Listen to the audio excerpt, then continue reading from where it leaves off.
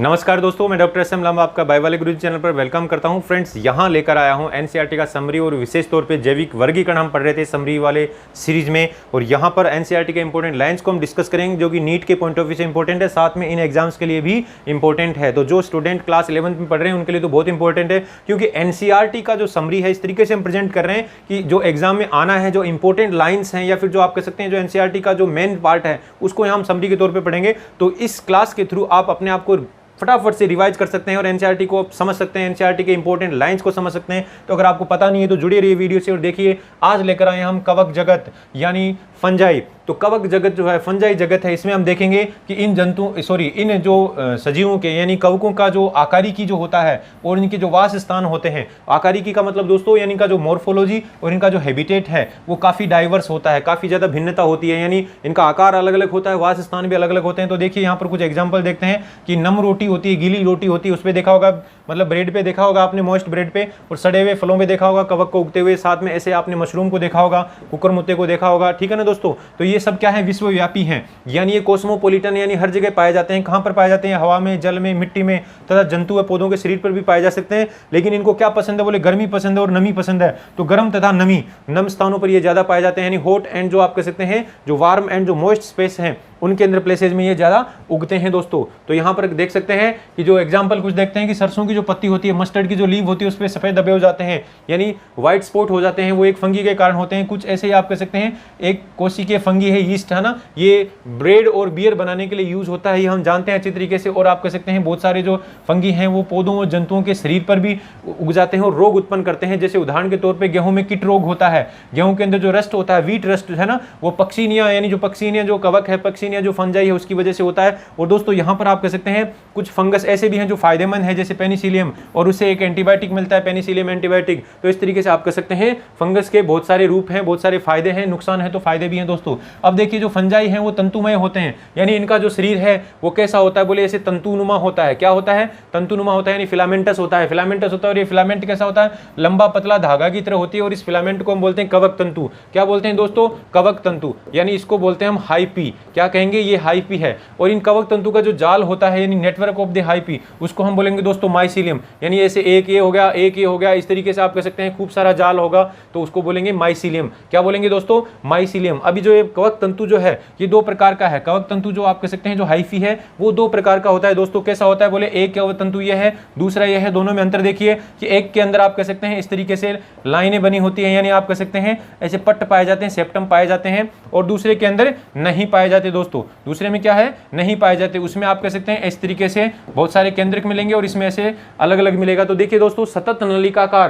नलिकाकार जो संरचना है ये है, यानी आप कह सकते हैं एसेप्टेट। क्या बोलेंगे? कवक तंतु कौन से टाइप का है ये? एसेप्टेट। तो यहाँ पर कवक तंतु दो प्रकार के होते हैं, सतत नलिकाकार और पट्टीय यानी सेप्टेट। तो इसका मतलब क्या है दोस्तों? यहाँ चित्र से देखिए कि सतत नलिकाकार के अंदर क्या होता है? बोले इस तरीके से नलिकानुमा फिलामेंटस होता है और उसके अंदर क्या है? कोई सेप्टम नहीं होता है। और क्या होता है? बहुकेंद्रित कोशिका द्रव्य होता है, यानी साइटोप्लाज्म में बहुत सारे केंद्रक आपको दिख रहे हैं, न्यूक्लियस दिख रहे हैं, इसलिए ऐसे कवक तंतु को बोलते हैं संकोशिक कवक तंतु। संकोशिक कवक तंतु यानी सिनोसाइटिक हाइफी बोलते हैं इसको। क्या बोलते हैं? सिनोसाइटिक हाइफी बोलते हैं दोस्तों। और ये पट्टी जो कवक तंतु इसमें पट पाए जाते हैं तो अलग अलग कोशिका ऐसे दिखती है। अब ये जो पट है यानी जो कोशिका भित्ति है वो हमें पता है दोस्तों काइटिन और पॉलीसेकेराइड से बनी होती है। तो यहाँ पर ये आप कह सकते हैं बेसिक पार्ट था कि हाइफी क्या होता है, माइसीलियम क्या होता है, आपको ध्यान रखना है। एसेप्टेट और सेप्टेट जो फाइलम हाइपी है, एसेप्टेट और सेप्टेट जो कवक तंतु हैं ना, उनको कैसे होते हैं, उनका क्या फीचर है, ध्यान रखना है दोस्तों।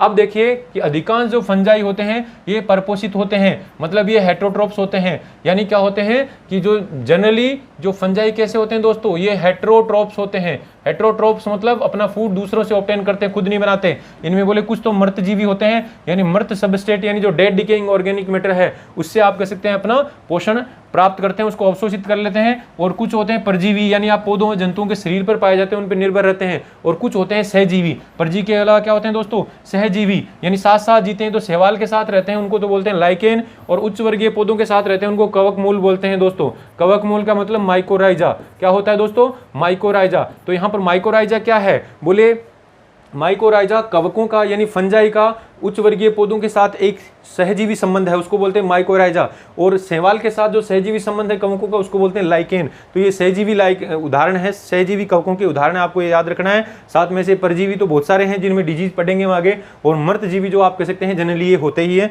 तो दोस्तों यहाँ पर हम देखेंगे कि फंजाई में जनन रिप्रोडक्शन देखें तो रिप्रोडक्शन बोले कायिक जनन भी होता है, यानी वेजिटेटिव रिप्रोडक्शन भी होता है।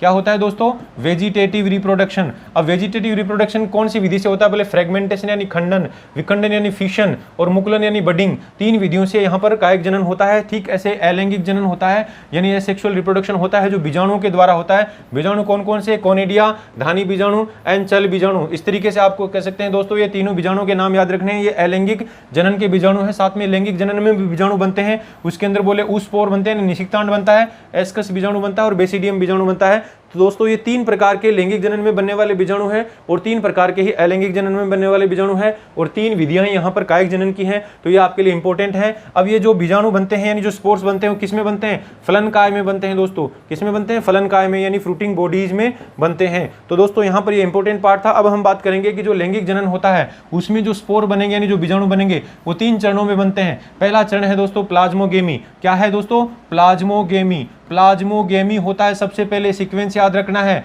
फिर उसके बाद में केंद्र संलयन यानी कैरियोगेमी। क्या हो गया दोस्तों? कैरियोगेमी। क्या हो गया?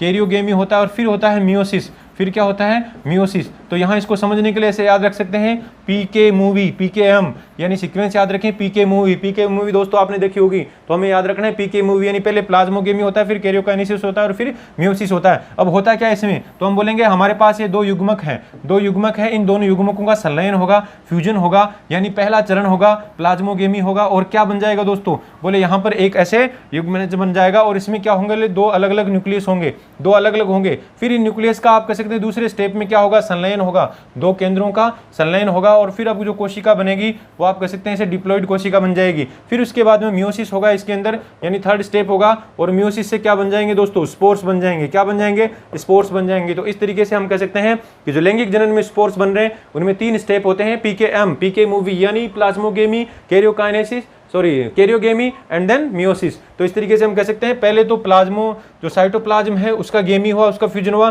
फिर न्यूक्लियस का फ्यूजन हुआ एंड देन फिर मियोसिस हो गया। तो अपने आप में तीनों स्टेप का सीक्वेंस बहुत बार पूछा गया एग्जाम में, आपको ध्यान रखना है दोस्तों। अब हम बात करेंगे कि जो फंजाई जो जगत है यानी जो फंजाई जो किंगडम है उसको कई वर्गों में डिवाइड किया गया, क्लासीफाई किया गया, कई वर्गों में विभक्त किया गया। किस आधार पे? तो दोस्तों पहले तो कवक जाल की आकारी की यानी माइसिलियम की मॉर्फोलॉजी कैसी होती है उसके बेसिस पे, और दूसरा बोले बीजाणु बनना यानी स्पोर्स कैसे बन रहा है, और फ्रूटिंग बॉडी किस मेथड से बन रहा है, इनके बेसिस पे आप कह सकते हैं इसको क्लासिफाई किया गया। और ये 4 क्लास हैं दोस्तों, phycomycetes, ascomycetes, basidiomycetes and deuteromycetes. इनको हम नेक्स्ट क्लास में पढ़ने वाले हैं, यानी यहाँ हम पढ़ेंगे कि इनके अंदर क्या विशेषताएं, क्या अंतर है, इनके अंदर कौन कौन से एग्जाम्पल्स हैं। तो दोस्तों इसी तरीके से आपको एनसीईआरटी की ये इंपॉर्टेंट लाइन्स के साथ में समरी मिलती रहेगी, और जब तक आप कह सकते हैं नीट का एग्जाम होगा उससे पहले हम बायोलॉजी को पूरी तरीके से यानी 2-3 बार रिवाइज कर लेंगे। यानी आप इस वीडियो के अंदर आप कह सकते हैं 10 मिनट के वीडियो में एक टॉपिक को फटाफट से रिवाइज कर सकते हैं। तो आपने एनसीईआरटी अगर पढ़ रखी है या नहीं पढ़ रखी है उससे कोई फर्क नहीं पड़ता, लेकिन मैं आपको एनसीईआरटी को सरल भाषा में एक सरल नोट्स के फॉर्मेट में यहाँ पर लेकर आया हूँ,